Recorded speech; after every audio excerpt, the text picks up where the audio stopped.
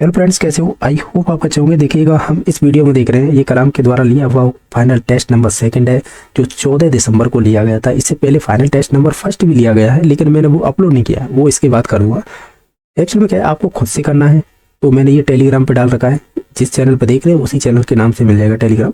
तो उसमें आंसर की दे रखी है। इसमें कुछ क्वेश्चनों के आंसर गलत माने हैं। और जो फाइनल टेस्ट फर्स्ट हुआ ना, ये तो सेकंड है, इससे पहले फर्स्ट हुआ था, उसमें तो 6-7 क्वेश्चन से ज़्यादा गलतियां दे रखी थी। यानी इन्होंने क्या है, एक्चुअली में जो भी आंसर की बनाते हैं या ध्यान नहीं देते हैं, पता नहीं, इतने सारे टेस्ट सीरीज चला रखे हैं। तो मतलब बहुत सारे आंसर गलत मिलेंगे आपके, यानी क्वेश्चन पेपर के। तो ओवरऑल इसमें कम गलतियां हैं, इसमें एक आधी गलतियां हैं, वो मैं बताते चलूंगा इसमें कौन कौन सी है। तो देख लेते हैं इसमें क्वेश्चन किस प्रकार के पूछे गए। तो आप भी जानते हो, इतने सारे टेस्ट दे लिए। तो नीचे तौर से आपने अगर कलाम की टेस्ट सीरीज देख रखी होंगी, तो नीचे तौर से इनका शुरुआत में राजस्थान जीके से, फिर करंट से, फिर शैक्षिक पदस्थ, फिर उसके बाद आती है सब्जेक्ट के क्वेश्चन, फिर उसके बाद जो टीचिंग मेथड है वो ऐड होती है लास्ट में।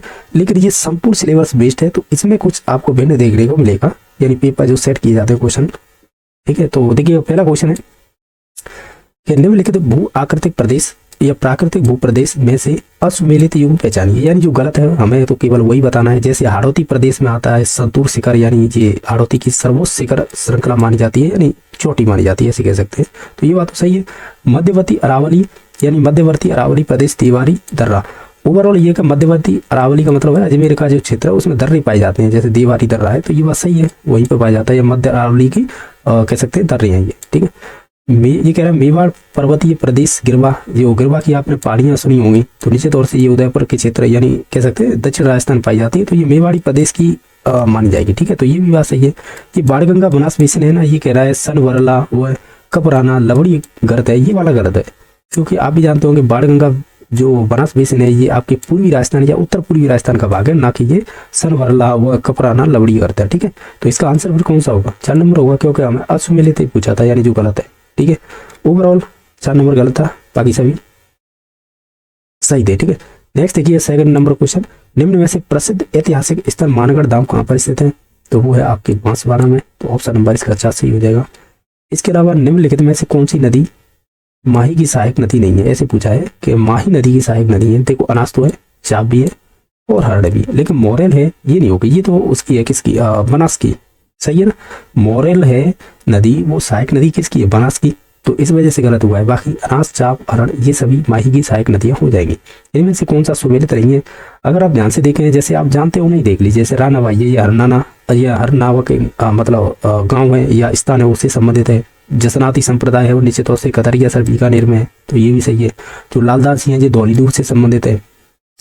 लेकिन जो महर्षि नवल राम है ना, ये कंटालिया से संबंधित नहीं है। तो फिर कहाँ से है? अगर मैं इसका एक्यूरेट बताऊं तो ये आपके 16 गांव है नागौर में, उससे संबंधित है। तो जैसे नवल संप्रदाय है उससे संबंधित है ये। सही है ना।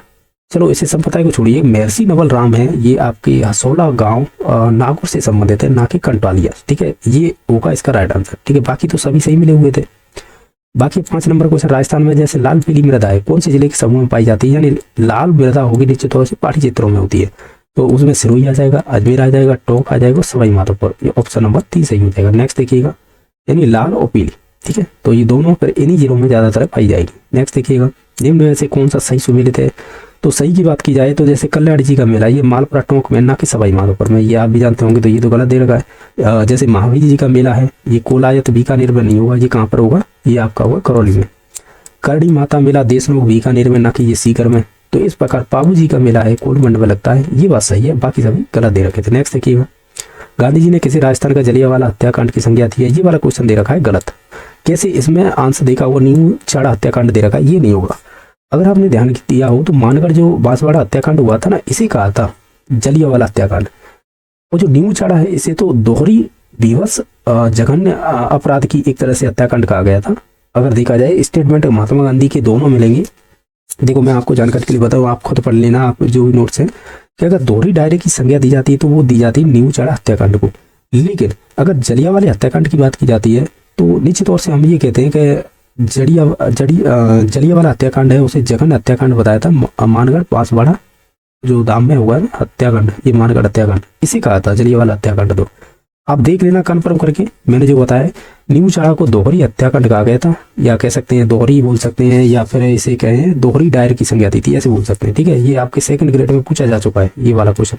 तो इसका आंसर ए होगा, ना कि इसका ये वाला होगा। ठीक है, एक बार आप भी कन्फर्म कर लेना। नेक्स्ट देखिएगा कि जो झालावाड़ का पठार है, झालावाड़ का मतलब ये राजस्थान के दक्षिण पूर्वी पठार का भाग है। तो ये मालवा का जो ऊपरी पठार है ना, उत्तरी भाग, उसका भाग माना जाता है झालावाड़ का पठार। ठीक है, तो ऑप्शन नंबर 1 सही हो जाएगा। सातुड़ी तीज कब मनाई जाती है? अब देखो सातुड़ी जी तीज है, ये मनाई जाती है आपकी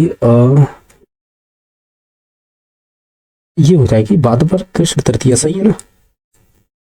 तो ऑप्शन नंबर इसका सही हो जाएगा। नेक्स्ट देखिएगा, ये कह रहा है पुराविद जो कालीबंगा सभ्यता स्थल के उत्खनन से संबंधित नहीं है।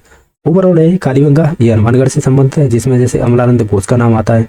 ठीक है, पी के थापर आते हैं, बी लाल आते हैं, लेकिन बी एम मिश्रा नहीं होंगे इससे संबंधित। तो ऑप्शन नंबर इसका 2 सही हो जाएगा।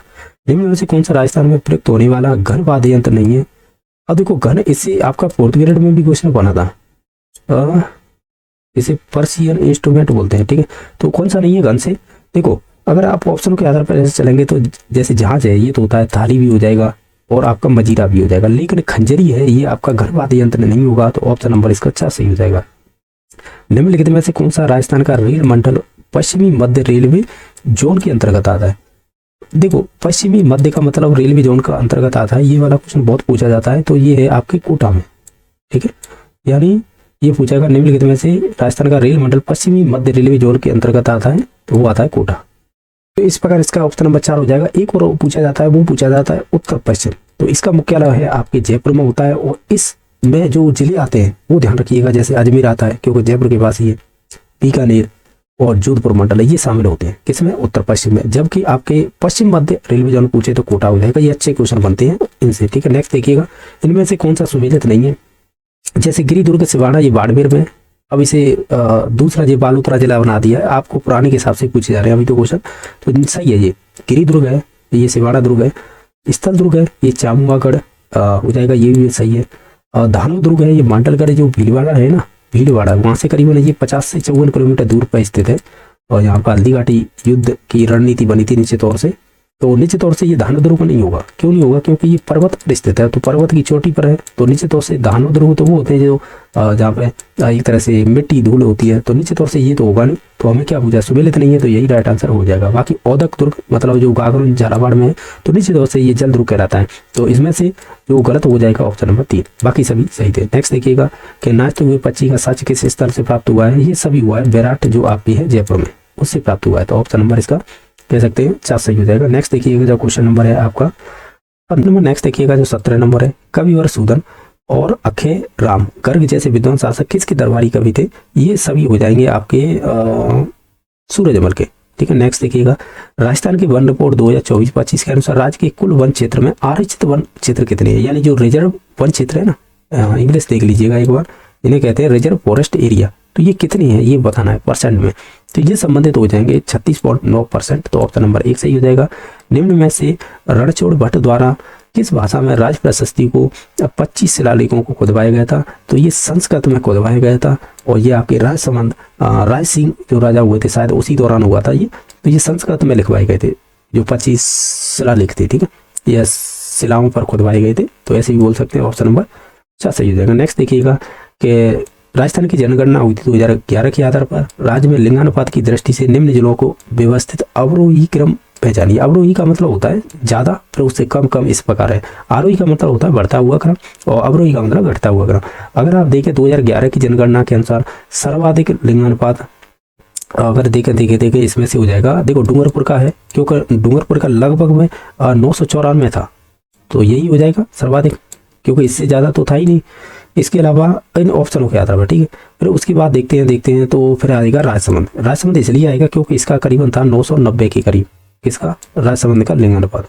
फिर इसके बाद आ जाएगा पाली। पाली का कितना था? लगभग में 987। तो यही क्रम पूछा था कि बड़ी से छोटी की क्रम, यानी लिंगानुपात डूंगरपुर का है 994, राजसमंद का है 990, बाकी पाली का है 987। तो ऑप्शन नंबर 3 सही हो जाना चाहिए। नेक्स्ट देखिए, राजस्थान की प्रथम आधुनिक गद्यकार किसे कहा जाता है? वो कहा जाता है शिवचंद्र भरतिया को। तो ऑप्शन नंबर 6 सही हो जाएगा।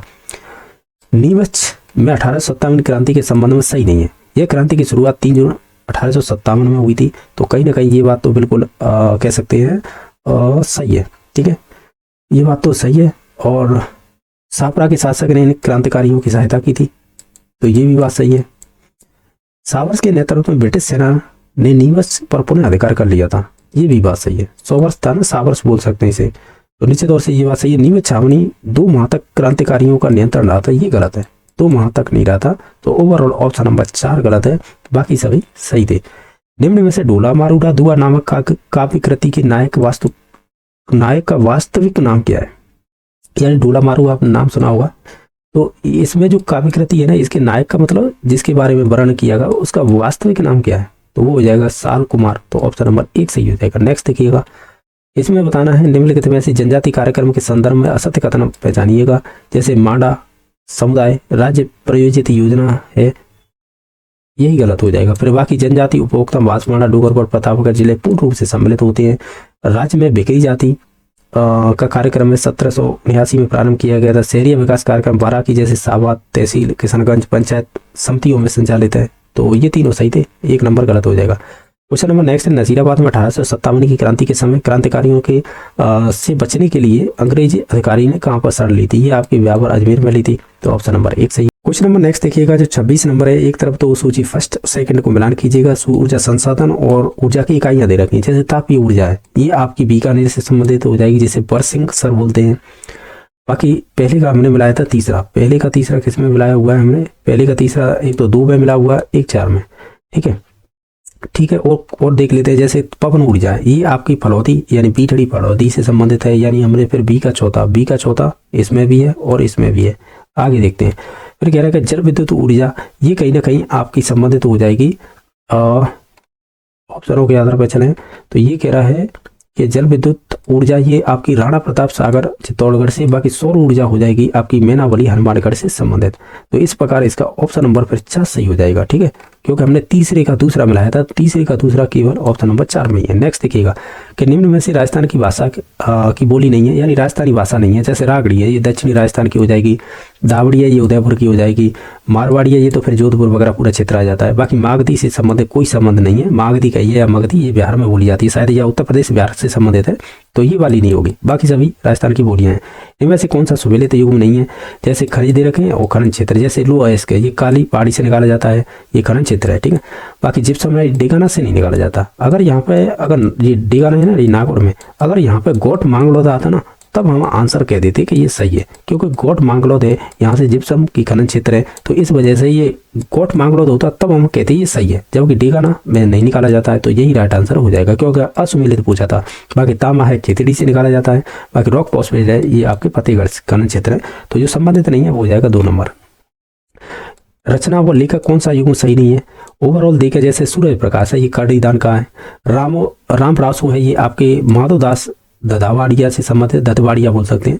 और आपकी नाग दमन है, ये आपकी सायाजी झूला से संबंधित है। जो संबंधित नहीं होगा वो होगा ऑप्शन नंबर 1, क्योंकि हाला और झालारी कुंडलिया है, ये पृथ्वी राठौड़ से संबंधित नहीं है, ये आपकी संबंधित हो जाएगी ईसर दास बारहट से संबंधित। जो ईसर दास बारहट है ना, उससे संबंधित हो जाएगी, जिसमें आपके झाला और हाला में युद्ध हुआ था, उसका वर्णन मिलता है इसमें। ठीक है, तो इसमें से जो सही नहीं है वो ऑप्शन नंबर 1 सही हो जाएगा। नेक्स्ट देखिएगा, बृहत राजस्थान वो मत संघ का विलय किसमें हुआ था? वो 5वें चरण में किया गया था। क्वेश्चन नंबर 31 है, अमृता देवी के साथ उनकी 3 बेटियां खिचड़ी के वृक्षों हेतु बलिदान दिया गया था। अमृता देवी की बेटियों के नाम क्या थे? एक का नाम आसू था, दूसरी का नाम रतनी, तीसरी का नाम भागू। यानी इस प्रकार के क्वेश्चन अभी तक तो नहीं बने हैं, विशेषकर जो आपकी RWSB यानी राजस्थान कर्मचारी चयन बोर्ड है, फिर भी ये पूछा है तो देख लीजिएगा। नेक्स्ट देखिएगा, राजस्थान में ट्राइबल पर्यटन सर्किट विस्तृत सबसे उपयुक्त विकल्प कौन सा है? जो ट्राइबल पर्यटन सर्किट है ना, ये ओवरऑल हमें जिले पूछे। अगर आप ध्यान से देखें तो देखो, जैसे प्रतापगढ़ हो गया, उदयपुर, बांसवाड़ा, डूंगरपुर, यही क्षेत्र तो है जनजाति वाले। ओवरऑल देखा जाए ऑप्शन नंबर इसका 3 सही हो जाएगा। निम्नलिखित में से राजस्थान का वह प्रजामंडल जिसकी स्थापना मूल राज्य या रियासत में हुई थी? ओवरऑल ये है कि कई प्रजामंडल थे, जैसे सापुरा का हो गया और आपका सिरोही, जैसलमेर, भरतपुर, इनकी स्थापना है पर्टिकुलर वहीं पे नहीं हुई थी जहाँ से ये प्रजामंडल की स्थापना मानी जाती है, इनके दूसरे शहर से हुई थी। जैसे भरतपुर का कई हरियाणा का कोई जिला आता है, वहाँ से संबंधित थी, लेकिन डूंगरपुर की स्थापना डूंगरपुर में ही हुई थी, ऐसे कह सकते हैं। यानी मूल राज्य या रियासत में ही हुई थी, ऐसे बोल सकते हैं। इनकी अलग अलग स्थानों पर हुई थी, ठीक है, तो ये ध्यान रख सकते हैं। तो ऑप्शन नंबर 4 सही हो जाएगा इसका। निम्न में से किस अपभ्रंश भाषा से राजस्थानी भाषा का विकास हुआ है? वो ये मरु गुर्जरी अपभ्रंश से हुआ, तो ऑप्शन नंबर 2 सही हो जाएगा। क्वेश्चन नंबर 35 है, राजस्थानी खनिज नीति 2024 के तहत राज्य में दोहन होने वाले खनिजों की संख्या 58 से बढ़ाकर 2047 तक कितने करने का प्रावधान रखा गया है? ये करीबन 70 तक रखने का प्रावधान किया गया है। कब? 2047 तक। नेक्स्ट देखिएगा, इनमें से राजस्थानी भाषा से सबसे समृद्ध साहित्य कौन सा है? तो वो चारण साहित्य है, क्योंकि इसी में ज्यादातर है आपका समृद्ध साहित्य माना जाता है और इन्हीं में ज्यादातर है ये रहा था, तो ऑप्शन नंबर 3 सही हो जाएगा। क्वेश्चन नंबर 37 है, राजस्थान की जनगणना 2011 के अनुसार निम्न में से राज्य में दूसरा सर्वाधिक दशकीय वृद्धि दर वाला जिला कौन सा था? ओवरऑल देखा जाए, देखो अगर हम देखें तो जैसलमेर हो जाएगा सेकंड पे, यानी जो राजस्थान की जनगणना हुई थी 2011 के अनुसार, तो राज्य में दूसरा सर्वाधिक दशकीय वृद्धि दर वाला जिला माना जाता है, सेकंड नंबर पर आता है जैसलमेर। ठीक है, तो ऑप्शन नंबर इसका 2 सही हो जाएगा। क्वेश्चन नंबर 38 निम्न में से लाल कपड़े की छीतरी में सोने का कीड़ा, मूंग का दाना और रत चनड़ बांध कर तैयार किया गया बच्चे की गले का आभूषण क्या कहलाता है? ये तो कुछ ज्यादा ही अंदर का मामला पूछ लिया, ये हो जाएगा नजरिया। ठीक है, यहाँ लिख रखा है नजरिया। ठीक है, तो यही हो जाएगा। नेक्स्ट देखिएगा कि राजस्थान वन संपदा के संदर्भ में कथनों पर विचार कीजिएगा और बताइएगा इनमें से कौन से सही होंगे। ओवरऑल देखा जाए, पहला कथन कह रहा है, क्या कह रहा है?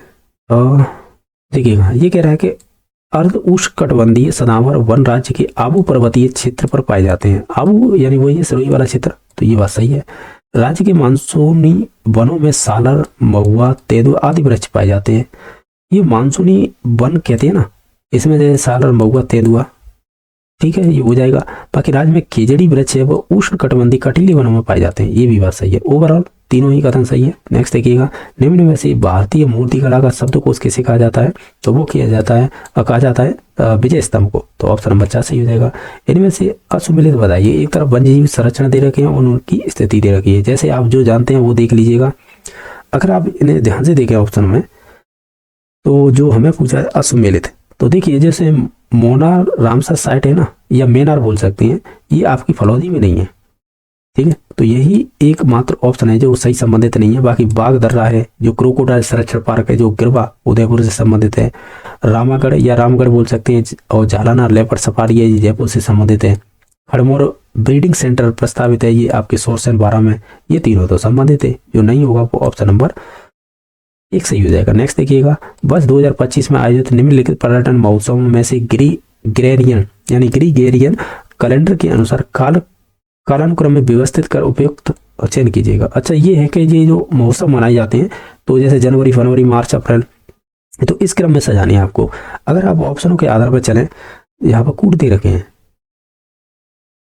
चलो देख लेते हैं। चलो देखो, जैसे पतंग महोत्सव है, फिर उसके बाद ब्रज होली महोत्सव, फिर उसके बाद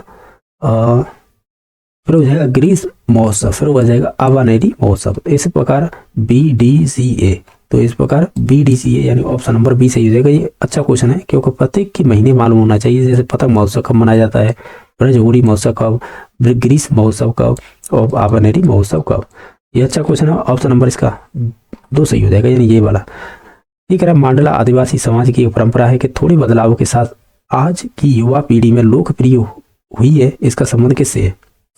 ये संबंधित हो जाएगी आपकी कहीं ना कहीं चमड़ी गुदवानी से संबंधित। ठीक है, ये आज भी वर्तमान में भी ऐसा चल रहा है। नेक्स्ट देखिएगा, राजस्थान स्थित निम्नलिखित वन्यजीव संरक्षण स्थलों का पूर्व से पश्चिम की ओर व्यवस्थित कीजिएगा।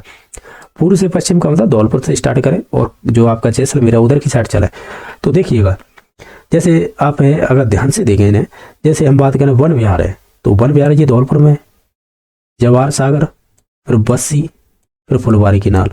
तो हम ऑप्शन नंबर 1 पे जाएंगे जो सही होगा, क्योंकि आपको ऐसे पर्टिकुलर ये नहीं है कि धौलपुर के ये वाली लाइन खींची जैसलमेर की तरफ इधर। ये इसका मतलब है कि जो राजस्थान का मानचित्र है कुछ इसी प्रकार का तो है, तो इसके अकॉर्डिंग इधर से इधर की तरफ होना चाहिए। ओवरऑल ये है पूर्व से पश्चिम की ओर, तो ये यही है, वन विहार, जवाहर सागर, बस्सी, फुलवारी की नाल।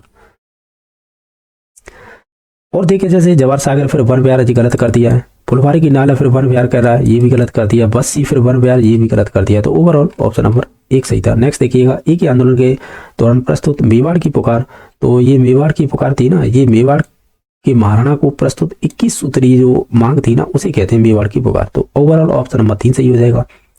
निम्न में से किस लोक देवी को तरतई माता के नाम से भी जाना जाता है? अगर आप इसे देखें, वो है त्रिपुरा सुंदरी माता, त्रिपुरी सुंदरी बोल सकते हैं, जिन्हें तरतई माता भी कहा जाता है, या दूसरा नाम है ऐसे कह सकते हैं। ठीक है, तो ऑप्शन नंबर इसका 3 सही हो जाएगा। नेक्स्ट देखिएगा, राजस्थान मानसून के संदर्भ में असत कथन बताइएगा, यानी जो गलत है। अगर आप ध्यान से देखें, जैसे कि अरब सागरी मानसून से अधिकांश वर्षा राज्य के दक्षिणी भाग में होती है, जैसे झालावाड़ वगैरह और जो बांसवाड़ा और यही आते हैं दक्षिणतम जिले मुख्यतः। तो झालावाड़ है तो उत्तर पूर्व में हो जाएगा, बाकी दक्षिणी तो फिर बांसवाड़ा ही होगा। तो ओवरऑल सही बात है ये। राज्य की कुल वर्षा है 90 से 95% जुलाई सितंबर के मध्य में होती है, ये भी बात सही है। शीतकाल राज्य में पश्चिमी विक्षोभ के प्रभाव के कारण जो मावट होती है वो इसी के कारण, तो ठीक है ये तीनों। राज्य में बंगाल की खाड़ी का मानसून अरब सागरी मानसून की तुलना में कम वर्षा करता है, जबकि गलत है, बंगाल की खाड़ी ज्यादा करती है और अरब सागरी है वो तो बहुत कम करती है। तो ओवरऑल ऑप्शन नंबर 4 गलत है। हल्दीघाटी युद्ध के में महाराणा प्रताप के सहयोगी कौन कौन रहे थे? तो इसे सही विकल्प बताइएगा। जैसे आप इन ऑप्शनों को ध्यान से देखें, जैसे रावत नेता सिंह थे, ये भी थे, जाला बीदा भी थे, रामदास राठौड़ भी थे, रामसा तंवर भी थे, ये सभी थे। तो ऑप्शन नंबर 4 सही हो जाएगा। राजस्थान की काष्ठ कला के लिए प्रसिद्ध केंद्र कौन सा है? तो जहां पर भी काष्ठ आ जाए तो वो बस चित्तौड़गढ़ से संबंधित हो जाएगा।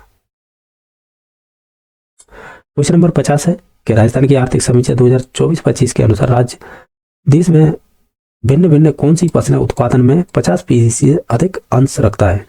यानी आर्थिक समीक्षा 2024-25 के अनुसार राज्य यानी राजस्थान है वो देश में कौन सी ऐसी फसल है जिनका 50% से अधिक कह सकते हैं उसका कह सकते हैं एक तरह से उत्पादन राजस्थान में ही होता है, तो वो 50% से अधिक होता है। तो वो फसल के नाम बताने हैं, तो वो हो जाती है ग्वार। ठीक है, नेक्स्ट देखिएगा कि वर्ष 2023 में अर्जुन अवार्ड से सम्मानित राजस्थान की घुड़सवार दिव्य कीर्ति सिंह का संबंध किस जिले से है? तो ये आपकी संबंधित हो जाएंगी जयपुर से।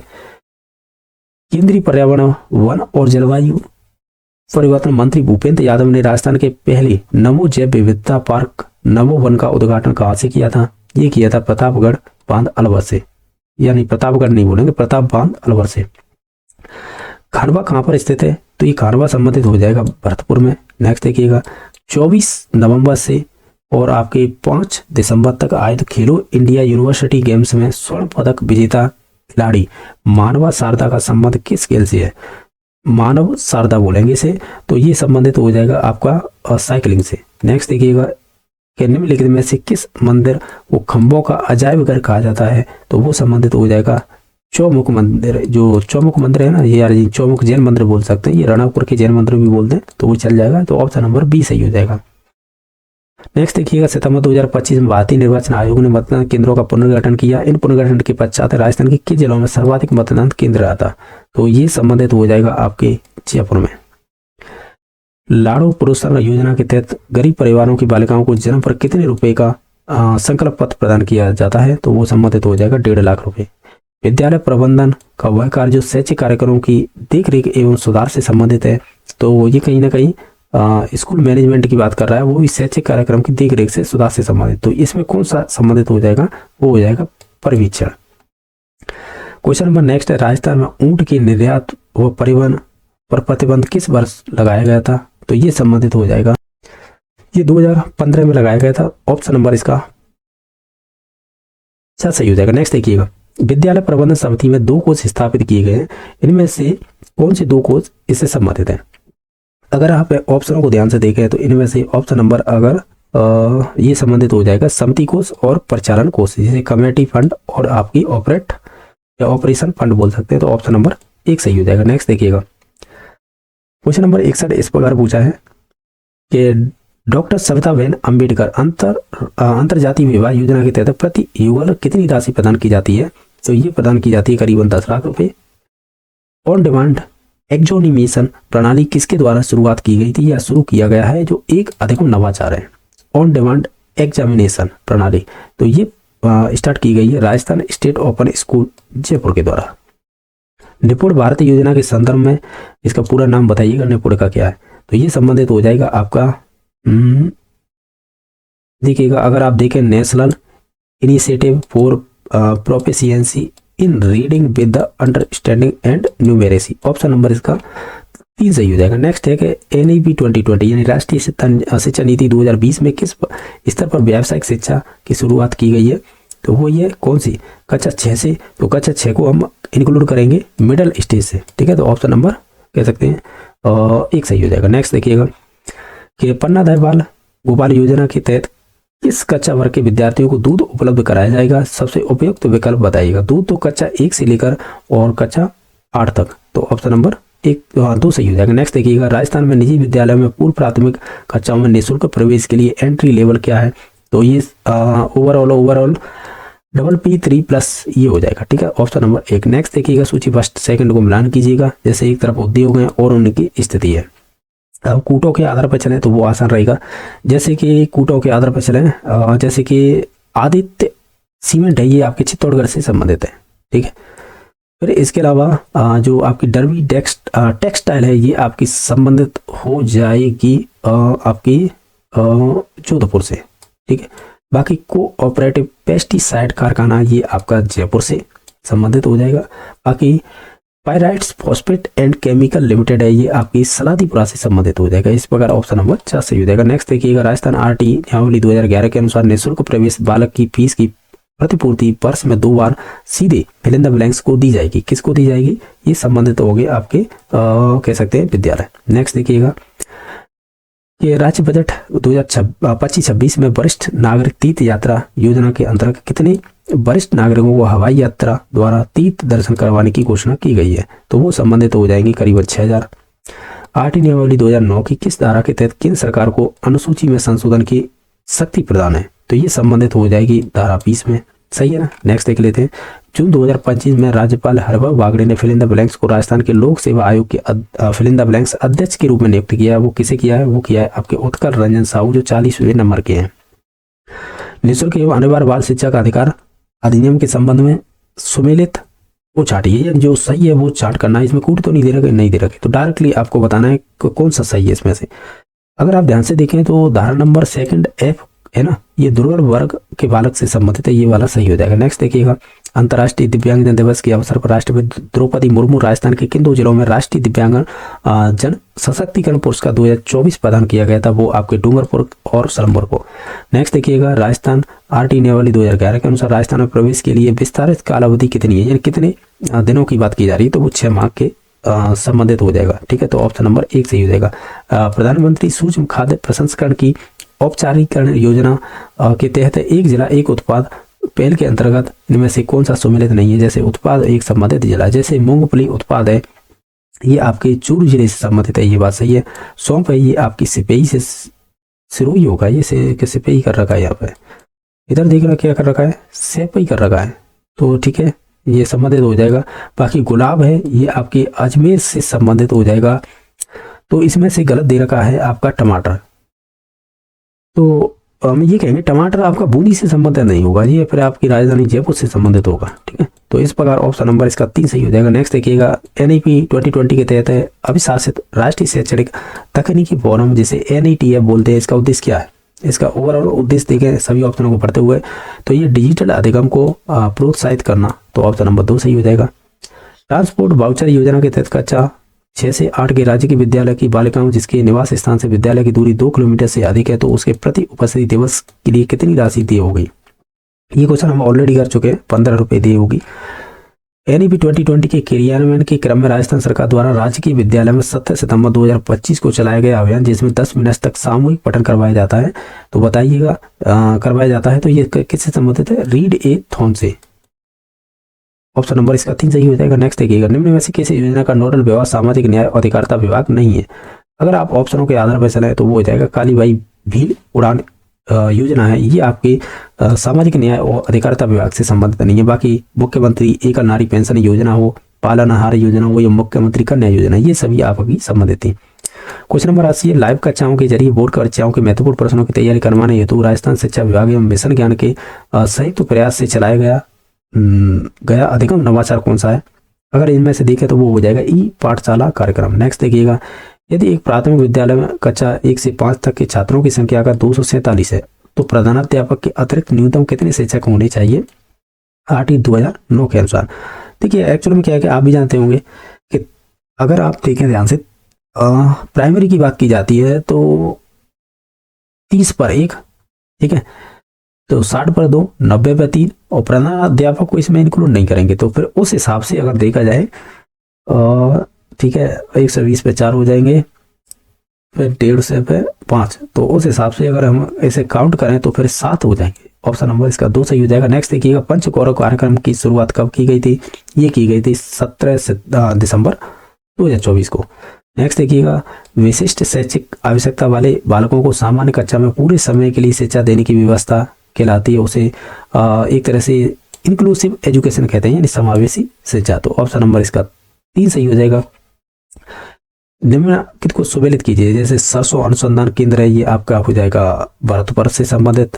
तो पहले का तीसरा किसमें है? पहले का तीसरा तो तीनों में है। चलो और देख लेते हैं। ये कह रहा है श्रमिक विद्युत अनुसंधान केंद्र एवं विकास केंद्र, ये कहाँ पर स्थित है?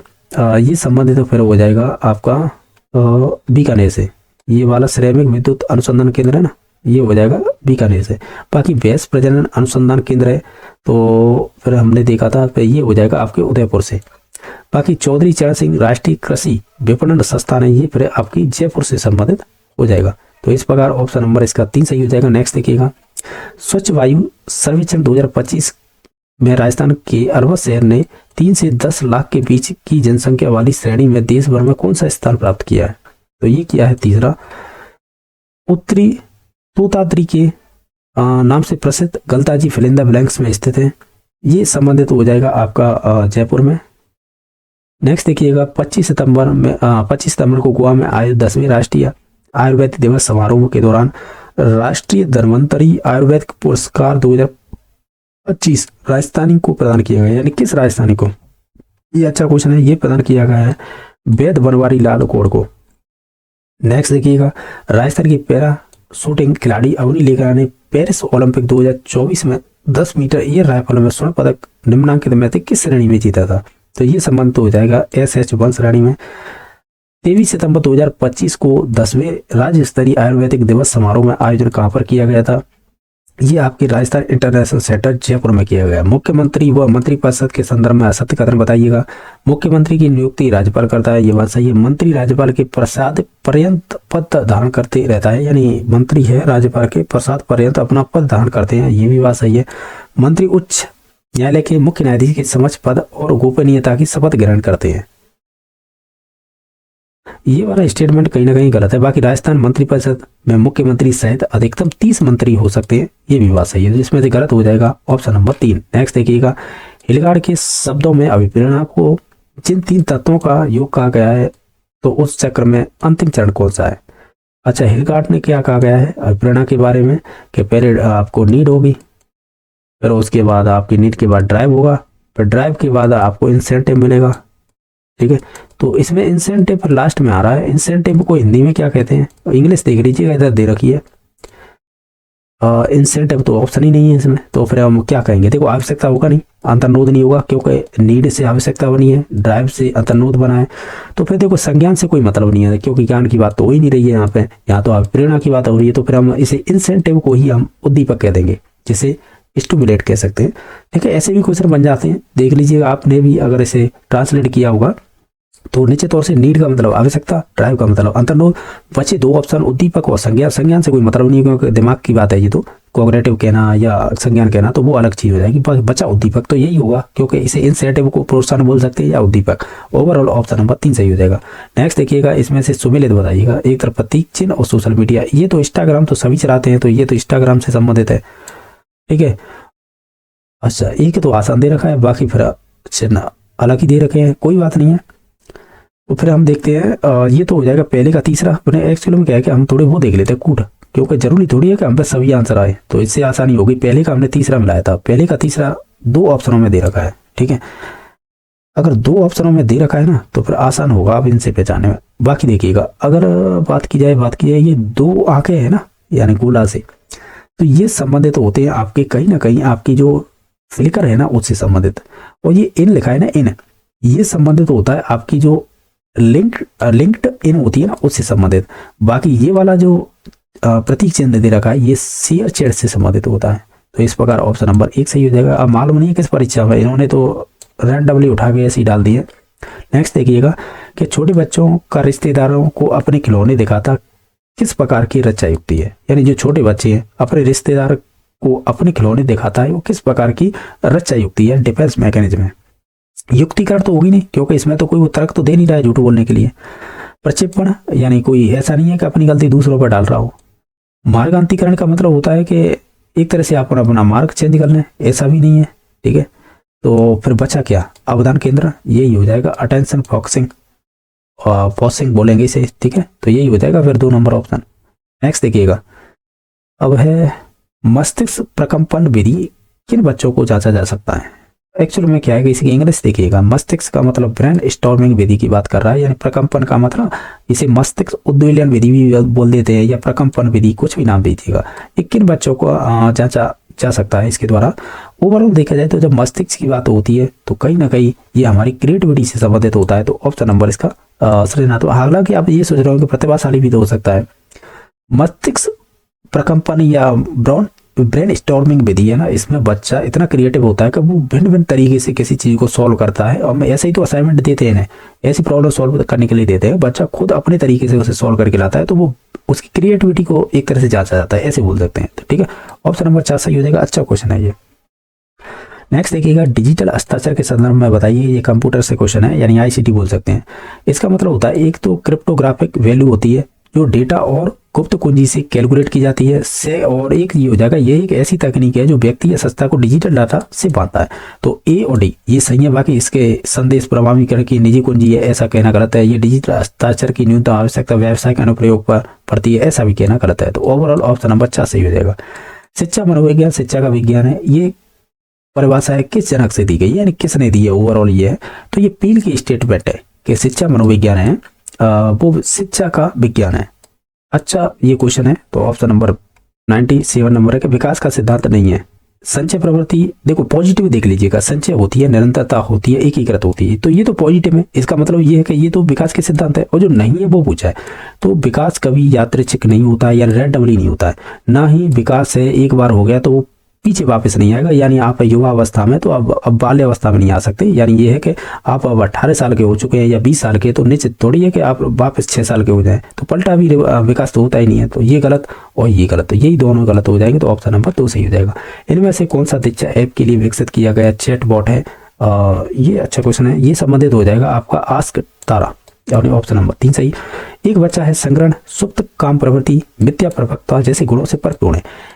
एरिक एरिक्सन के अनुसार मनोसामाजिक गुण जिसे आप वर्चर कह रहा है हो सकता है। एक्चुअल में क्या है कि आपने मनोसामाजिक सिद्धांत का मतलब यहाँ पे ये है कि साइको, यहाँ पे क्या है, साइको सोशियल वर्चर की बात की रही है, या साइको सोशियल लर्निंग थ्योरी है। ये आपके एरिक एरिक्सन ने दी थी, इसमें 8 अवस्थाएं बताई थी इन्होंने।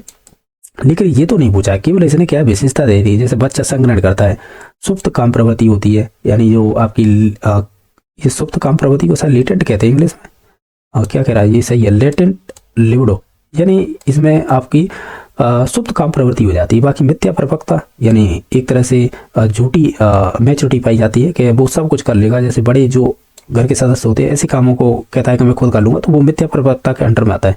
तो ये सभी विशेषता है ना कहीं ये आपकी जो आपकी कॉम्पिटेंसी, या इसे आप कॉम्पिटेंसी प्रोनाउंसिएशन आपके जैसे कर लेना, इसे कॉम्पिटेंसी बोलेंगे या कॉम्पिटेंसी बोलो, अपने आप है ये सामर्थ्य से संबंधित हो जाएगा। तो ऑप्शन नंबर 1 सही हो जाएगा। ये अच्छा क्वेश्चन है। इस प्रकार का क्वेश्चन अभी तक रीट में तो नहीं बना है, ना तो रीट पाता था मैं, ना रीट मेंस में।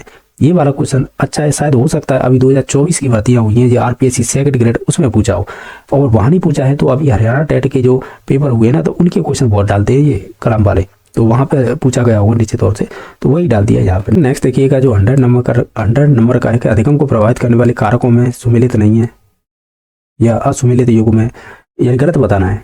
अगर आप देखें जैसे हम बात करें कि आईक्यू है, आईक्यू का मतलब जो बुद्धि लब्धि होती है वो व्यक्तिगत कारक होती है, यानी हर एक व्यक्ति की अलग अलग होती है, तो व्यक्तिगत हो जाएगी। विद्यालय में क्या है, सामाजिक कारक होता है, ये बिल्कुल सही है।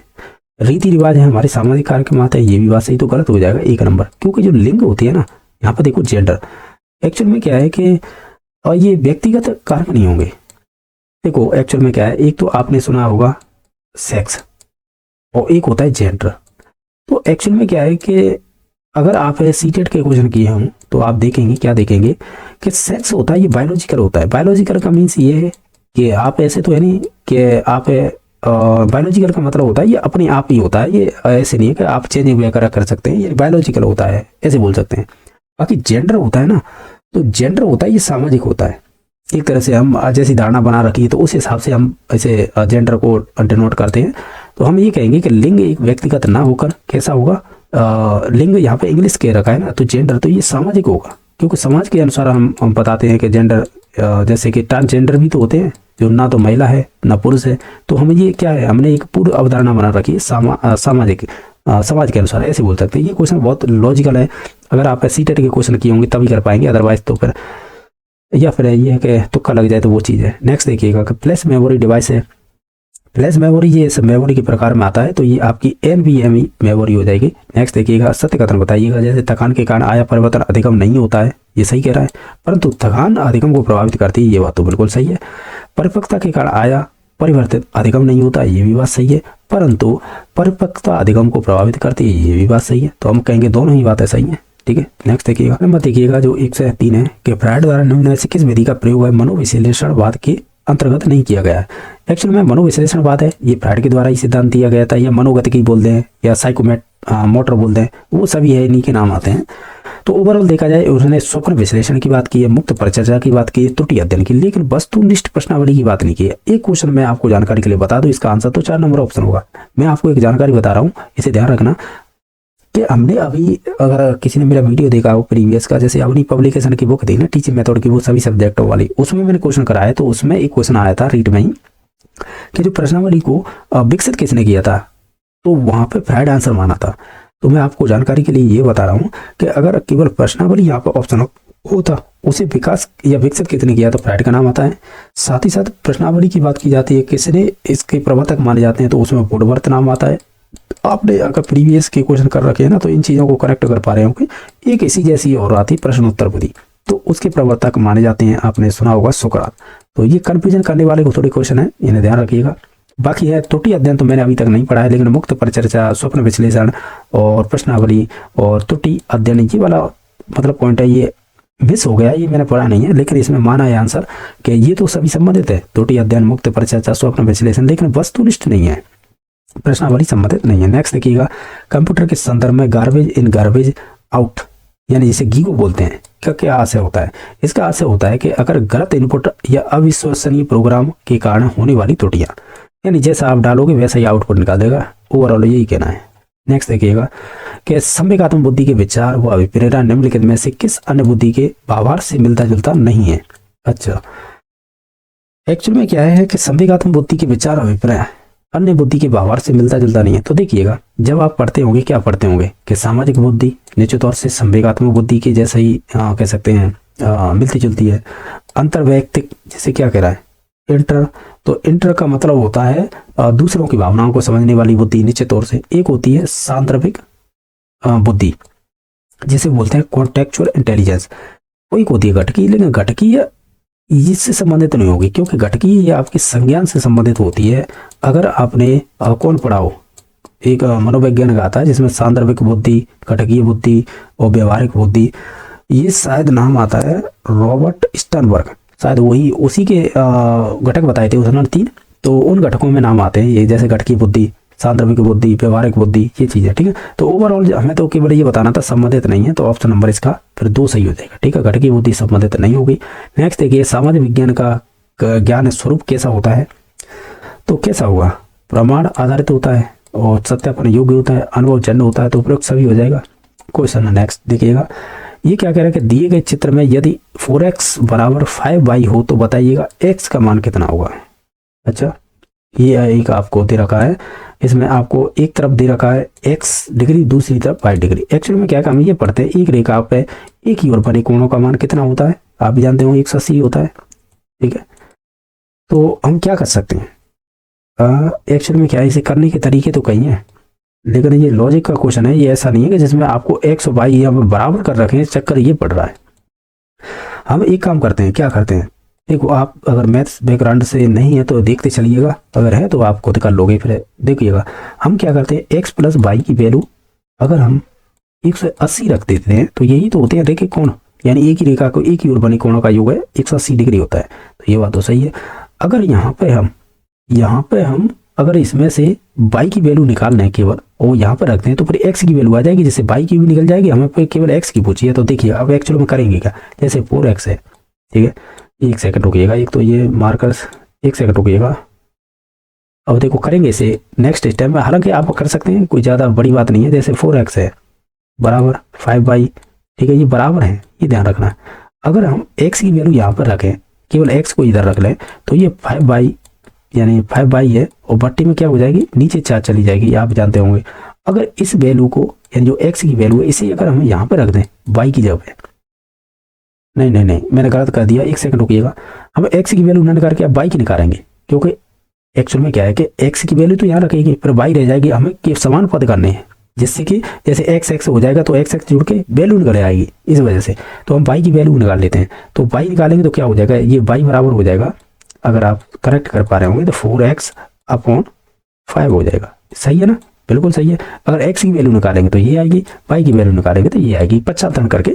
तो देखिएगा x की x रह जाएगी प्लस y की वैल्यू क्या है 4x अपॉन 5 बराबर 180। अब इससे निकल जाएगा, अब आसान हो गया। कैसे, इसका एलसीएम ले लीजिएगा, 5 आएगा 5, और मैं देखो डायरेक्ट कर रहा हूँ, वैसे एक चीज़ समझा दूँ। तो जैसे एलसीएम ले लिया 5, तो इसके नीचे 1 रखेंगे, 1 का भाग देंगे और 5 का गुणा करेंगे तो 5x प्लस 5 का भाग 5 में एक बार 1 का गुणा 4 से 4x।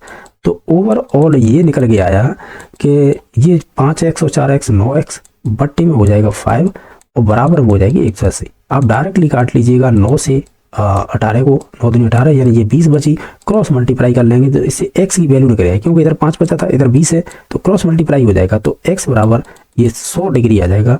और ये अच्छा क्वेश्चन था, इसका ऑप्शन नंबर 1 सही हो जाएगा। आप अन्य कोई तरीका आता है उससे भी कर सकते हैं, और जैसे मैं जानता हूँ तो मैंने उस हिसाब से बताया। अमिट स्याही बनाने में किसका उपयोग किया जाता है, अमिट का मतलब होता है, इसे बोलते हैं AgN होते हैं, यानी सिल्वर नाइट्रेट बोलते हैं। यानी जो आप चाहे वो MLA का आप चुनाव देने जाते हो, या आप कह सकते हैं जो सरपंच जी का, और इनके अलावा जो विधायक हो गए, एक सांसद और होते हैं, उनके चुनाव होते हैं जिन्हें MP बोलते हैं। तो इनमें देखा होगा जो नाखूनों पर जो स्याही लगाई जाती है वही होती है अमिट स्याही, जिसे सिल्वर नाइट्रेट बोलते हैं। तो ऑप्शन नंबर इसका क्या है 2 सही हो जाएगा। जब कोई कण है r त्रिज्या के वृत्ताकार पथ में चलता है तो अर्धवृत्त पूरा करने के बाद कण का विस्थापन क्या होगा। विस्थापन का मतलब वह न्यूनतम दूरी होती है, न्यूनतम दूरी मतलब जिसे तय की जाती है, तो न्यूनतम दूरी ली जाती है। हमें क्या पूछा, जब कोई कण है r वृत्ताकार, यानी मान लीजिएगा ये r वृत्ताकार है, यानी ये त्रिज्या है, ये r की r है, ठीक है।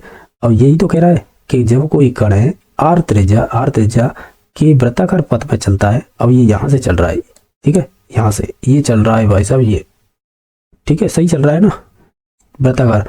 फिर कह रहा है कि अर्धवृत्त पूरा, अर्धवृत्त का मतलब क्या हो गया कि या तो आप इसे आधा कर लीजिएगा या आप इसे आधा कुछ भी कर लीजिएगा। तो या इसका मतलब ये है कि r तो यहाँ तक था और ये इधर भी चलेगा, तो ये आधा r इधर हो जाएगा, यानी अर्धवृत्त तभी तो होगा ये आधा। चलो आगे ऊपर वाले को इसे रब कर देते हैं। अब देखिएगा अर्धवृत्त का मतलब यही हो जाएगा, ये अब बन रहा है इधर r और इधर r। हमें पूछा अर्धवृत्त द्वारा पूरा करने के बाद कण का विस्थापन क्या होगा। न्यूनतम दूरी होती है, इससे दूरी को नहीं ली जाएगी, दूरी अलग चीज होती है और विस्थापन होता है न्यूनतम दूरी तय करना। तो ये r और r यानी 2r हो जाएगी, ये मैंने समझाने के लिए किया, अदरवाइज विस्थापन आप जानते हो डायरेक्टली 2r कर। देखिएगा 110 है कि स्पर्शनीय मानचित्र क्या है, इंग्लिश में देखें तो इसे कहते हैं टैक्टाइल मैप। तो ये संबंधित होते हैं जो NCERT द्वारा दृष्टिबाधित बच्चों के लिए विकसित मानचित्र होते हैं। यानी स्पर्शनीय मानचित्र का मतलब थोड़े उभरे हुए होते हैं जो देख नहीं सकते, तो उन अक्षरों को स्पर्श के द्वारा पहचाना जा सकता है, ठीक है। तो ऑप्शन नंबर 2 सही हो जाएगा। नेक्स्ट देखिएगा, ये मैथ का क्वेश्चन है कि 3 संख्याएं दी गई हैं जिसमें दूसरी संख्या पहली संख्या की तिगुनी है तथा तीसरी की दोगुनी है। ये तीनों संख्याओं का औसत 66 है, तो पहली संख्या ज्ञात कीजिएगा।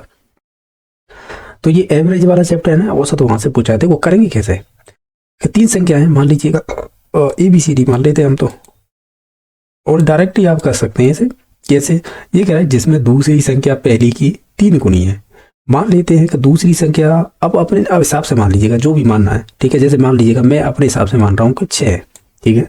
ये कह रहा है कि दूसरी संख्या यानी B वाली है वो दूसरी है, तो दूसरी संख्या पहली की 3 गुनी है, तो यानी जो 6 है अगर यहाँ पर कितनी रखें, जैसे 6 3 गुनी हो जाए यानी 2 रख देते हैं, यानी जो पहली संख्या A है वो है 2 दूसरी है वो 6।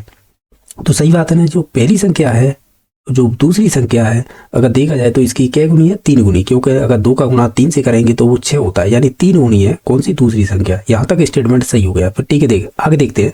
तथा तीसरी की 2 गुनी कौन सी संख्या, ये वाली जो दूसरे नंबर की संख्या है ना, अब इसकी 2 गुनी है किसकी, सी की। तो सी का मतलब यह तीसरी संख्या। तीसरी संख्या कितनी माने, जिसकी 2 गुनी हो जाए तो वो 3 मान लेते हैं, सही है ना। अब देखिएगा, इस स्टेटमेंट को दोबारा पढ़िएगा। 3 संख्या दे रखी थी, जिसमें दूसरी संख्या है वो पहली की 3 गुनी है, तो सही है ना, ये पहली की 3 गुनी हो गई। फिर दूसरा स्टेटमेंट ये है कि तीसरी की 3 गुनी, यानी तीसरी की 3 गुनी हो जाए, वो सॉरी 2 गुनी, तो सही बात है ना, इसकी तो 3 गुनी हो गई है, और ठीक है इसकी 2 गुनी। अब ये मतलब ये है कि पहली और दूसरी संख्या हमें मालूम पड़ गई। अगर तीनों संख्याओं का औसत दे रखा है 66, आप भी जानते होंगे, अगर इसमें हम 3 का गुणा करते हैं तो इससे संख्याओं का योग निकल आएगा इन तीनों का। तो 3 18, 18 और 1 19, यानी 158 में आया तीनों संख्याओं का योग। अब क्या करेंगे, ये 3 संख्या थी तो हमने मानी है, अब इनका योग करना कितना होता है कि 6 और 2 8 और 3 11, यानी 11 का अगर हम भाग देते हैं किस में, 198 में, तो 11 कर 11 11 88, यानी एक इकाई की वैल्यू 18 आ गई। अब इस 18 का गुणा, आप जो संख्या पूछी उसी में गुणा कर दीजिएगा। जैसे हमें क्या पूछा था, पहली संख्या क्या होगी, पहली संख्या हमारे अनुसार मानी थी 2, इकाई निकल के आई है इसकी, एक इकाई की वैल्यू 18। अगर 18 का गुणा है अगर 2 से करेंगे तो आप खुद कर लेना, 18 दूनी 36 ही होते हैं, तो ये हो जाएगा राइट आंसर। इसके करने के कई तरीके हैं, मैंने ऐसे किया है, कोई अन्य तरीका भी अपना सकते हैं इसे करने के लिए। क्वेश्चन नंबर 112, किसी वस्तु की गति अवस्था में परिवर्तन का विरोध करती है या करने वाला गुण कौन सा है। हमेशा ध्यान रखना, जड़त्व, जैसे मान लीजिए कोई वस्तु स्थिर है तो वो स्थिर रहना चाहेगी, अगर वो गतिशील है वो गतिशील रहना चाहेगी, वही होता है जड़त्व। तो ऑप्शन नंबर 3 सही हो जाएगा। तैरना सीखना क्लियोपेट्रा के द्वारा बनाए गए प्रोजेक्ट के किस प्रकार के अंतर्गत आएगा। निश्चित तौर से वही आप प्रैक्टिस के तौर पर देखेंगे, अभ्यासात्मक प्रोजेक्ट हो जाएगा। इसे इंग्लिश में क्या करा है, ड्रिल प्रोजेक्ट, वही अभ्यास करवाना, ठीक है। तो ऑप्शन नंबर 4 सही हो जाएगा। ये कह रहा है 2 संख्याओं का महत्तम समावर्त यानी एचसीएफ दे रखा है आपको 12, एलसीएम दे रखा है 720। तो बताइए संख्याओं के संभावित जोड़े कितने हो सकते हैं। देखो ये अच्छा क्वेश्चन है, ये करके देखना होगा। मैं डायरेक्ट ही जोड़े बता देता हूँ, क्योंकि आप एलसीएम एचसीएफ तो ये सबसे छोटी चीज़ें होती हैं जो शुरुआत में मैथ सीखते हैं, तो इन्हीं को सीखते हैं। जैसे भिन्न हो गई, एलसीएम एचसीएफ हो गए। तो निश्चित तौर से देखो मैं संख्या बता देता हूँ कौन कौन सी होंगी। अगर इन दोनों संख्याओं के संभावित जोड़े हो सकते हैं, एक तो हो जाएगा 12 और 720, सही है ना, सही है। एक तो ये संख्या हो जाएगा, यानी जोड़ा जो होते हैं ना अभाज्य जोड़े बनाते हैं उसके अकॉर्डिंग भी कर सकते हैं, मैं डायरेक्टली बता रहा हूँ इसे। एक तो ये हो गया, एक हो जाएगा 36, ये क्योंकि मैंने करके देखा है ना उस हिसाब से मैं डायरेक्टली बता रहा हूँ। 240 ये दूसरा जोड़ा हो जाएगा। तीसरा हो जाएगा 48 और 180। चौथा जोड़ा हो जाएगा वो 60 और 144। ये वे संभावित जोड़े होंगे जो हमें पूछे हैं यहाँ पे। तो ये कितने जोड़े हो गए, 1 2 3 और 4, यही जोड़े बनेंगे। तो ऑप्शन नंबर 2 सही हो जाएगा। नेक्स्ट देखिएगा, ये कह रहा है उत्तम परीक्षण के निर्माण में प्रश्नों की वस्तुनिष्ठता से क्या तात्पर्य होता है। यार जो आपकी ऑब्जेक्टिविटी होती है प्रश्नों की, तो उत्तम परीक्षण के लिए निर्माण में किस प्रकार ये इसका मीन्स बताइए या तात्पर्य किस प्रकार है। ओवरऑल हम ये कहेंगे प्रश्नों की भाषा सरल और स्पष्ट होनी चाहिए, ताकि एक समान अर्थ निकालकर विद्यार्थी उत्तरों की व्याख्या सही ढंग से करने में सक्षम हो। ऑप्शन नंबर 3 सही हो जाएगा। नेक्स्ट देखिएगा, ये का जो 116 है, ये कह रहा है कि मुकुलन द्वारा जनन किस प्राणी में होता है। अगर आप एनसीईआरटी बुक पढ़ी होंगे, उसमें एग्जाम्पल हम पढ़ते थे, जैसे कि हाइड्रा हो गया, आपका आपने पढ़े होंगे, शायद 10th में भी दे रखे हैं। तो हाइड्रा में मुकुलन के द्वारा हो जाएगा। एक आपने ईस्ट सुना होगा, ईस्ट जैसे खमीर बोलते हैं, उसमें भी इसी मुकुलन के द्वारा होता है। इसके अलावा और एग्जाम्पल बता दूं, कुछ स्पंज भी होते हैं, तो इनमें तो मुकुलन द्वारा होता है, लेकिन इसमें ऐसा एग्जाम्पल दे नहीं रखा है। तो फिर क्या करेंगे, फिर वर्टिसेला है ना, ये वर्टिसीला दे रखा है, ये वर्टिसेला है, तो ये जलीय जंतु होता है। तो निश्चित तौर से ये भी जलीय है, जैसे हाइड्रा ईस्ट देखा जाए तो मोस्टली जलीय जंतु में मुकुलन पाया जाता है, ऐसे बोल सकते हैं। लेकिन इसका आंसर 3 नंबर ऑप्शन हो जाएगा। अच्छा क्वेश्चन पूछा है, जो एग्जाम्पल एनसीईआरटी में दे रखे हैं वो तो नहीं पूछे हैं, एक अलग से पूछ लिया है इन्होंने, तो वो हो जाएगा ऑप्शन नंबर 3 सही। नेक्स्ट है रूबिक्स, यानी रूब्रिक्स क्या है। ये आपका 2nd ग्रेड में पूछा हुआ क्वेश्चन है, जो आपकी टीजीटी परीक्षा होती है आरपीएससी के द्वारा। देखो रूब्रिक्स का मतलब होता है, अगर आप ऑप्शनों के आधार पर चलाएं, हम ये कहेंगे, क्या कहेंगे,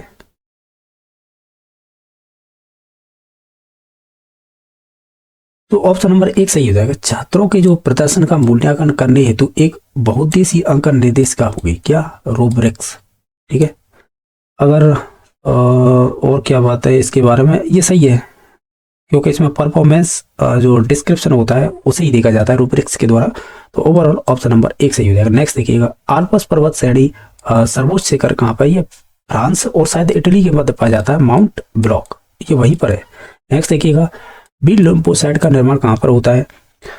ये सभी पढ़ेंगे ना, बी लिम्फोसाइट वगैरह, ये सभी संबंधित होती है आपके अस्थि मज्जा से, यानी बोन मैरो से। इनका निर्माण यहीं पे होता है। निदानात्मक परीक्षण के उद्देश्य क्या होते हैं? जैसे विद्यार्थी की उपलब्धि की व्याख्या करता है, शिक्षण अधिगम प्रक्रिया के अवरोधों के कारकों का पता लगाने में, उत्तम पाठ्यक्रम निर्माण के आधार पर। ओवरऑल देखा जाए ना, अगर ऑप्शनों के आधार पर चले तो केवल ऑप्शन नंबर इसमें एक तो बी सही लग रहा है, और उत्तम पाठ्यक्रम निर्माण का आधार बनाने में, तो इस प्रकार इसका ऑप्शन नंबर 2 सही हो जाएगा। बाकी विद्यार्थी उपलब्धि के लिए तो आप अचीवमेंट टेस्ट बोल सकते हैं, ठीक है, तो उसका उपयोग करते हैं, तो इस प्रकार है बी और सी। नेक्स्ट देखिएगा, जीवा ने एक वस्तु 2,500 रुपये में खरीदा तथा उसे क्रय मूल्य से 25% ज्यादा मूल्य पर बेचता है, तो उस पर 125 रुपये का कर अदा किया या अदा किए, तो रुपए में इसका लाभ बताइएगा। क्वेश्चन अच्छा है। यानी जीवा ने कोई वस्तु खरीदी, ये तो हो जाएगा इसका सी भी, ठीक है, यानी क्रय मूल्य। फिर कह रहा है कि उसे क्रय मूल्य से 25% ज्यादा मूल्य पर बेचता है, यानी कह सकते हैं जो 2,500 रुपये है, या कह सकते हैं 2,500 रुपये है, इस पर 125% का लाभ करेंगे तो करीबन ये 3,125 हो जाएगा, यानी इतने रुपए ज्यादा में बेचा है। यही तो कह रहा है, क्रय मूल्य से 25% ज्यादा मूल्य पर बेचता है, यानी 3,125 रुपये में।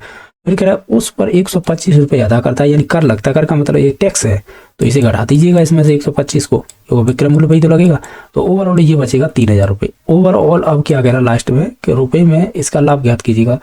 आपने कोई चीज दी 2,500 रुपये में खरीदी, और फाइनली उसे आपने विक्रय मूल्य यानी एसपी का मतलब विक्रय मूल्य है, तो 3,000 रुपये बेच दी, कितने का लाभ हुआ? 500 का। डायरेक्टली आप निकाल सकते थे, ऑप्शन नंबर 1 सही हो जाएगा। अब क्वेश्चन नंबर नेक्स्ट देखिएगा, जो है आपका 122 नंबर क्वेश्चन, कि इसमें प्रत्येक विषय को अलग अलग पढ़ाया जाता है, हर विषय में अपना एक अलग तरीका है, सिद्धांत और सीमाएं होती है, तो ये कौन सा दृष्टिकोण है आपका? ये कहीं ना कहीं आप अगर ऑप्शनों को देखें तो ये विषयात्मक दृष्टिकोण है, क्योंकि इसमें आपकी ये ऑप्शन है ना, डिसिप्लिनरी अप्रोच, ये वाला हो जाएगा विषयात्मक दृष्टिकोण, तो ऑप्शन नंबर इसका 2 सही हो जाएगा। नेक्स्ट देखिए, भारत में जैसे raven, rook, redstart, robin आदि पक्षी प्रजातियां कहाँ पर पाई जाती हैं? ये सभी पक्षी हैं, ये आपके लद्दाख के क्षेत्र में पाए जाते हैं। क्वेश्चन नंबर नेक्स्ट है, इनमें से कौन सा कार्य हार्वर्ड के पाठ्य योजना उपागम के प्रस्तावना पद के अंतर्गत संबंध की जाने वाली गतिविधियां हैं? अच्छा, हार्वर्ड की पाठ्य योजना के अंतर्गत पूछा है, तो प्रस्तावना के अंतर्गत संबंध की जाने वाली गतिविधियां, अगर ऑप्शनों के आधार पर चले ना, तो एक तो हो जाएगी ये छात्रों के पूर्व ज्ञान की जांच की जाती है, और पाठ के सामान्य से विशिष्ट उद्देश्य की ओर हम ले जाते हैं पाठ्य योजना को, या कह सकते हैं प्रस्तावना के अंतर्गत। ये दोनों पॉइंट्स हैं वो आपके संबंधित होंगे, बाकी इनसे कोई लेना देना नहीं है। नेक्स्ट देखिएगा कि आर्थिक समीक्षा 24-25 के अनुसार राजस्थान की प्रचलित मूल्यों की प्रति व्यक्ति आय कितनी है? तो वो हो जाएगी 1,85,053, और ये पूर्व से कितनी वृद्धि है? करीबन ये 11.0, अब ये नहीं मालूम है कि जैसे 4 है, शायद 4 ही है, 11.04% की वृद्धि हुई है पिछले वर्ष की तुलना में, ठीक है, तो ऑप्शन नंबर इसका 3 सही हो जाना चाहिए। नेक्स्ट देखिएगा कि समस्या समाधान विधि के किस चरण में समस्या के संभावित कारणों का पता लगाया जाता है? तो वो है आपकी परिकल्पना निर्माण, जिसे हाइपोथेसिस फॉर्मेशन कहते हैं। नेक्स्ट देखिएगा कि 8 सेमी त्रिज्या वाले एक वृत्त के अंदर उसकी परिधि को स्पर्श करते हुए बनाए गए वर्ग का क्षेत्रफल ज्ञात कीजिएगा। आप भी जानते हो वर्ग का क्षेत्रफल भुजा स्क्वायर होता है, इसकी प्रत्येक भुजा समान होती है। अब 8 सेमी का यानी 8 सेमी त्रिज्या वाले एक वृत्त के अंदर तो एक वृत्त बना लिया, ठीक है, अब ये सही नहीं बनाया लेकिन ये सही है, ठीक है, और इसमें हमने बना दिया एक कोई वर्ग, क्योंकि वो यही तो कह रहा है कि अंदर की ओर स्पर्श करते हुए। अब एक्चुअल में क्या है कि आप अगर वृत्त में अगर त्रिज्या की बात करते हैं तो त्रिज्या ये हो जाएगी, यानी केंद्र से परिधियों को मिलाने वाली समान दूरी पर होती है वो त्रिज्या होती है, उसे कहीं से भी मिला दीजिएगा, उसकी जो लंबाई है वो 8 सेमी की होगी। अब ये हो गया, तो एक्चुअल में क्या है, अब हम इसे निकालेंगे कैसे, क्योंकि हमें वर्ग का क्षेत्रफल चाहिए। तो आप एक काम कीजिएगा, एक लॉजिक लगा सकते हैं, क्या लगा सकते हैं कि ये 8 सेमी की त्रिज्या, ये भी 8 की, ये भी 8 की, कहीं पर भी आप खींच लीजिएगा केंद्र से वो 8 सेमी की होगी। तो एक काम करते हैं, क्या करते हैं कि वर्ग का विकर्ण निकाल लेते हैं, क्योंकि ये विकर्ण इस स्पर्श रेखा से वृत्त की से इस स्पर्श रेखा तक अगर हम देखें तो ये 8 सेमी क्योंकि त्रिज्या ये भी 8, तो यानी हम ये कहेंगे जो विकर्ण की लंबाई निकल के आई है वो कितनी आई है, 16 सेंटीमीटर। सही कर रहे हैं ना हम, बिल्कुल सही कर रहे हैं, 16 सेमी आई है। अब हम एक संबंध जानते हैं, क्या जानते हैं, हम ये जानते हैं कि वर्ग का विकर्ण बराबर होता क्या है। तो मैं विकर्ण को शॉर्ट में वी लिख रहा हूँ, विकर्ण बराबर होता है √2a। इसका 2a का मतलब ये भुजा ही होती है, ठीक है। अब हमें विकर्ण कितना दे रखा है यहाँ पे, 16 सेमी, तो यहाँ पे 16 रख दिया, √2 और भुजा यानी a। एक्चुअल में क्या करेंगे, भुजा बराबर क्या कर देंगे, यानी ये है ना √2, इसे बट्टे में ले आएंगे इसके, क्योंकि a बराबर यानी जो भुजा बराबर ये बचेगा, तो मैं इसे अब रफ कर देता हूँ, जिससे a बराबर a की वैल्यू ये निकल के आई, ये निकल के आई ना। अब एक्चुअल में करेंगे क्या, ये भुजा आ गई। अब हम जानते हैं कि भुजा का वर्ग का क्षेत्रफल क्या होता है, भुजा स्क्वायर। अब इसका स्क्वायर करेंगे तो नीचे तौर से इसको पूरे का भी करना पड़ेगा, तो आप करेंगे 16 गुणा 16 बट्टे में चला जाएगा √2 गुणा √2, और यही आंसर है। अब इसे ये आंसर यहाँ पे दे नहीं रखा है, तो हम ऐसा करते क्या करते हैं, इस 2 का √2 से गुणा करेंगे तो ये 2 हो जाएगी, यानी आप √रूट से √रूट का गुणा करते हैं, नीचे तौर से वो संख्या वही रह जाती, तो 2 रह जाएगी। इस 2 का भाग है, इसमें दीजिएगा 16 में 8 बार। अब 8 का गुणा 16 से करेंगे, 8 6 48 होते हैं, तो 8 4 हासिल की बचेगी, 8 1 8 और 4 12 होते हैं। तो इस प्रकार 128 के ऑप्शन में ऑप्शन नंबर बी सही हो जाएगा। नेक्स्ट देखिएगा, नेक्स्ट क्वेश्चन नंबर है जो है 128, जो देखिएगा क्या पूछा है कि नीचे बच्चों के सिखाने यानी बच्चों को सिखाने वाली शिक्षण विधि की विशेषताएं दे रखी है। जैसे प्रत्येक विद्यार्थी वो स्वगति से पढ़ता है, यानी अपनी आप पढ़ता है। पारंपरिक कक्षा की जगह विषय आधारित प्रयोगशाला होती है। इसका उद्देश्य विद्यार्थी को आत्मनिर्भरता एवं जिम्मेदारी की भावना विकसित करता है। शिक्षक एक मार्गदर्शक और एक सहयोगी होता है। ये विशेषताएं किस शिक्षण विधि की हैं, जैसे कि डेक्रोली विधि की, डाल्टन विधि की, मोंटेसरी या किंडरगार्टन। ओवरऑल देखा जाए अगर जैसे कि शिक्षक इसमें मार्गदर्शक और सहयोगी है, ठीक है, और ठीक है, तो एक्चुअल में क्या है, हम फिर ऑप्शन नंबर जाएंगे 2 पर। ये डाल्टन विधि की बात कर रहा है। नेक्स्ट देखिएगा, इनमें से कौन सी भारतीय संविधान की विशेषता नहीं है। पहली बात तो इकहरी नागरिकता, ये तो है, भारत में एक ही नागरिकता होती है, जबकि यूएसए में डबल होती है, स्टेट की अलग, और जो यूएसए है यानी जो राष्ट्र है उसकी अलग कह सकते हैं नागरिकता होती है, उसमें डबल नागरिकता पाई जाती है यूएसए में, जबकि भारत में एक ही होती है। इसके अलावा जैसे एकात्मक और संज्ञानात्मक तत्वों का योग होता है, ये बात सही है। सार्वभौमिक वयस्क मताधिकार है, सही है। एकात्मक शासन व्यवस्था है, ये गलत है, यही गलत है, बाकी सभी सही थे। एनसीएफ ऐसे ही 2023 के अनुसार टिकरिंग प्रयोगशाला क्या है, ये क्वेश्चन किसी परीक्षा में पूछा हुआ है। ये होती है स्कूल के वह औपचारिक स्थान होता है जहाँ पर छात्र सरल वैज्ञानिक सामग्री और उपकरणों के साथ स्वतंत्र रूप से खेल सकते हैं। अकबर द्वारा जजिया कर की समाप्ति किस वर्ष की गई थी, तो ये की गई थी 1564 में। एक खेल एवं शैक्षणिक उपकरण जिसका उपयोग बच्चों की बुनियादी गणित और तर्क कौशल सिखाने के साथ साथ कहानी सुनाना एवं निर्माण करने के लिए किया जाता है। ये शायद हम क्वेश्चन ये कर चुके हैं पहले भी, तो इसका राइट आंसर हो जाएगा डोमिनोज। ये डोमिनोज कर चुके हैं। एक डेस्मोज और होती है, उसका भी क्वेश्चन इससे पहली बार पेपर में कर चुके हैं, तो ये ध्यान रखना कि डोमिनोज की विशेषता ये दे रखी है, जिसमें आप जो भी खेले या शैक्षणिक उपकरण होते हैं उनका उपयोग बच्चे बुनियादी करते हैं, तर्क कौशल सिखाने के साथ कहानी सुनाना निर्माण करने के लिए डोमिनोज का उपयोग किया जाता है। लेकिन डेस्मोज अलग चीज है, ये ध्यान रखना है। ये क्वेश्चन दोनों ही। इसके बाद क्या है, 132 के बाद 133 आ गया, चूज द करेक्ट ऑप्शन। अब जानते होंगे it is the first time, अगर इससे शुरुआत होती है तो ये पहचान होती है प्रेजेंट परफेक्ट टेंस की। तो प्रेजेंट परफेक्ट में आप जानते होंगे हैव आता है, तो नीचे तौर से यू के साथ हैव आ जाएगा। हैव इम्प्रूव्ड योर हैबिट, ये वाला ऑप्शन हो जाएगा। चेंज द यानी change this sentence into indirect. अब ये डायरेक्ट दे रखा है स्पीच, आपको इनडायरेक्ट में चेंज करना है। अगर आप ऑप्शनों के आधार पर चलें, जैसे कि ये हो जाएगा she said that if she had no she would have helped me, सही है ना, यही वाला ऑप्शन हो जाएगा। नेक्स्ट देखिएगा, transform the sentence into the correct passive equivalent, यानी इसकी आपको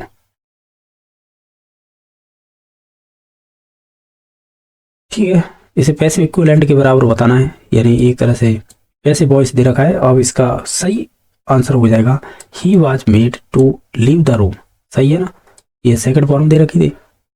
ठीक है, तो उस हिसाब से चेंज किया तो ऑप्शन नंबर 4 सही हो जाएगा। Fill in the blanks the suitable phrasal verb, इसमें से जैसे the manager repeat to fill in the blanks her careless attitude any longer. Overall देखा जाए तो ये संबंधित हो जाएगा put up with, option number 1 सही हो जाएगा। एक एडीएम दे रखी है storm in the a tea cup refer to, ये कहीं ना कहीं संबंधित होगा आपका के a fuss over a tribal matter, option number इसका 3 सही हो जाएगा। नेक्स्ट देखिएगा कि which difficulty is the most directly linked to influence of the mother tongue. अच्छा, एक्चुअली में क्या है कि हमें ये पूछा जा रहा है कि यानी हमें यानी कठिनाइयाँ होती हैं मोस्टली कब directly link in the influence mother tongue, तो वो हमारे प्रोनाउंसिएशन का एरर होता है ना, इस वजह से होती है। तो ऑप्शन नंबर कह सकते हैं 2 सही हो जाएगा। स्टेटमेंट दे रखे हैं ये 4, इनमें से आपको करेक्ट ऑप्शन चूज करना है यानी जो सही है। जैसे डायग्नोस्टिक टेस्ट होता है वो इवेल्युएशन हेल्प करता है आइडेंटिटी लर्नर्स लर्निंग डिफिकल्टी, सही है ना। डायग्नोस्टिक यानी जो निदानात्मक परीक्षण होता है या मूल्यांकन होता है वो हेल्प करता है पहचानने के लिए लर्नर की डिफिकल्टी होती है, तो सही है ये। तो ये कह रहा है remedial teaching follow diagnostic evolution, बिल्कुल सही है क्योंकि आप डायग्नोस्टिक टेस्ट करेंगे उससे ही तो फॉलो करता है रिमेडियल, सही है। Diagnostic evolution is the conducted only at the end of the academic year, ये गलत है।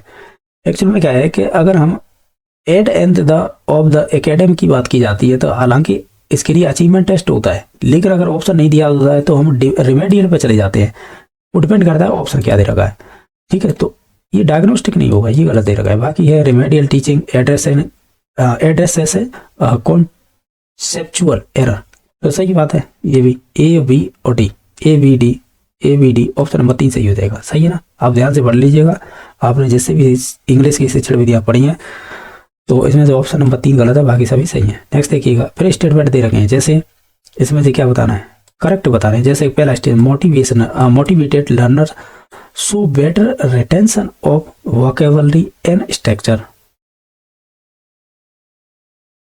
हम ये कहेंगे, क्या कहेंगे, कहीं ना कहीं ये बात सही है। अगर जो भी लर्नर है वो मोटिवेट होते हैं तो वो निश्चित तौर से वो सो बेटर यानी वो अच्छा प्रदर्शन करेंगे रिटेन ऑफ द वोकेबलरी और स्ट्रक्चर, ये बात सही है। बाकी है second habit formation dependent mainly on the translation from L1 to L2, ये वाला स्टेटमेंट गलत दे रखा है, ठीक है। यानी जो हैबिट फॉर्मेशन है तो इसमें ऐसे नहीं कह सकते कि L1 भी है और L2 भी भाषा दोनों ही उपयोग नहीं की जाएंगी, यानी मतलब ये एक उपयोग की जाती है जिसमें हैबिट फॉर्मेशन की जाती है, ना कि दोनों भाषाओं यानी मातृभाषा और जो सेकंड लैंग्वेज होती है उसे सिखाने के लिए, तो निश्चित तौर से इसमें से ये गलत हो जाएगा। तो बाकी exposures help learner subconsciously acquire language patterns, ये बात सही है। नेक्स्ट है कि learner should construct their own understanding through task, ये भी बात सही है। तो ओवरऑल ACD ऑप्शन नंबर इसका 2 सही हो जाएगा। इसे स्टेटमेंट दे रखे हैं, इसमें से choose the correct according to given statement, यानी जो सही है। जैसे ग्रामर ट्रांसलेट मेथड है यानी ग्रामर रूल्स हैं are taught deductive in grammar translate method, बिल्कुल सही है। ग्रामर ट्रांसलेट मेथड है उसमें डिडक्टिव जो निगमनात्मक विधि के थ्रू पढ़ाते हैं, ये बात सही है। ग्रामर को यानी ग्रामर रूल्स बताए जाते हैं, पहले रूल्स बताएंगे फिर उदाहरण बताएंगे, तो वो डिडक्टिव मेथड में ये ऐसा होता है और GTM विधि में होता है। नेक्स्ट देखिएगा, grammar is taught inductively in direct method, सही बात है। अगर ग्रामर पढ़ा रहे हैं तो वो आगमनात्मक हिंदी में सही है ना, आगमनात्मक बोलते हैं, वो डायरेक्ट मेथड में पढ़ाते हैं, ये भी बात सही है। ऑडियो लिंगुअल मेथड है वो based on the behaviourist psychologist of habit formation, ये भी बात सही है। Initially fluency in encouraged to build confidence, accuracy is also develop over time in CLT, कहीं ना कहीं ये भी बात सही है। ओवरऑल सभी स्टेटमेंट सही थे तो ऑल करेक्ट हो जाएगा। 142 पुल्लिंग स्त्रीलिंग का कौन सा अशुद्ध है, गूंगा का गूंगी, काला का काली, पुत्र का पुत्री, और ये खाला खाली ये दे रखे हैं, ये कहीं ना कहीं गलत दे रखे हैं, यही गलत हो जाएगा। नेक्स्ट देखिएगा, इसमें से भाववाचक संख्या कौन सी होगी, काशी है किसी शहर का नाम है व्यक्तिवाचक, गंगा नदी का नाम है तो व्यक्तिवाचक, महादेव पर्टिकुलर नाम है तो व्यक्तिवाचक, लेकिन मिठास है ये आपकी भाववाचक। घास सरी होती है इस वाक्य में होती क्या है, जिन हिंदी वाक्यों के अंत में ता है, ती है, ती आते हैं, मोस्टली प्रेजेंट टेंस होता है, लेकिन ये वाक्य के अंत की जो चीजें होती है ना वो आपकी वर्ब बताती है, वर्ब मीन्स ये क्रिया, ऑप्शन नंबर 3 सही हो जाएगा। काशी गत का समास विग्रह क्या होगा, काशी को गत, यानी एक तरह से हम ये कहेंगे, क्या कहेंगे कि वो काशी को गया, तो गत माने जाना, काशी को गया, तो निश्चित तौर से वो अलग हुआ है या अपादान कारक हो जाएगा। यहाँ पे ओवरऑल हमें समास विग्रह बताना था, तो काशी को गत यानी काशी को गया। नेक्स्ट देखिएगा कि मूर्ख आदमी सदैव ठगा जाएगा। इसका मतलब लोकांक्ति का क्या हुआ कि भीड़ जहां जाएगी मूड़ी जाएगी। ठीक है, तो ये वाला ऑप्शन इसका सही हो जाएगा। प्राथमिक स्तर पर रचना एवं उच्चारण के लिए उपयुक्त विधि वही है जिसे अनुकरण विधि कह रहे थे, यही हो जाएगा। निम्न में से कौन से ग्रहणात्मक कौशल हैं, यानी जैसे रिसेप्टिव स्किल बोलते हैं, यानी एक तो लिसनिंग हो जाएगा, एक रीडिंग यानी जैसे सुनना और पढ़ना बोलते हैं। भाषा प्रयोगशाला के संबंध में सही कथनों का चयन कीजिएगा। देखिए, ये शब्द दृश्य शिक्षण सहायक सामग्री का उपयोग किया जाता है। भाषा प्रयोगशाला के भंडार कक्ष में बृहद शब्दकोश होता है, कहीं ना कहीं ये भी बात सही है। भाषा प्रयोगशाला शिक्षण में सहयोगी एवं शिक्षक का प्रतिष्ठान करता है, ये वाला गलत है। बाकी भाषा प्रयोगशाला एक सामान्य कक्ष का पूरक होता है, कहीं ना कहीं ये बात सही है। एबीडी किसी में है क्या, ऑप्शन नंबर 3 सही हो जाएगा। कि भाषा में निदानात्मक परीक्षण वह परीक्षण है जिसके द्वारा अनुसंधानकर्ता छात्र के भाषागत दोषों में खोजता है जो अपने स्कूल के विषय में सामान्य प्रगति नहीं कर पाते हैं। उक्त परिभाषा किसके द्वारा दी गई थी, कहीं ना कहीं ये सोनल के द्वारा दी गई थी। ये आपकी रीट जो पात्रता होती है उसमें ऑलरेडी पूछा हुआ क्वेश्चन है ये। ठीक है, ये भी बता दूं 2021-22 में जो पात्रता हुई थी ना, पात्रता का मतलब पहले मेंस हुआ करती थी 2021 तक, फिर उसके बाद 22-23 की पात्रता हुई है, शायद उसमें पूछा हो, किसी में तो पूछा हुआ क्वेश्चन है ये। तो ओवरऑल ये 2 नंबर ऑप्शन हो जाएगा। इस प्रकार हमने जो 150 क्वेश्चन किए हैं, हालांकि सभी के एक्यूरेट आंसर बताने की कोशिश की। अगर किसी में से गलती हुई है तो कमेंट करके बता देना। बाकी वीडियो देखने के लिए धन्यवाद।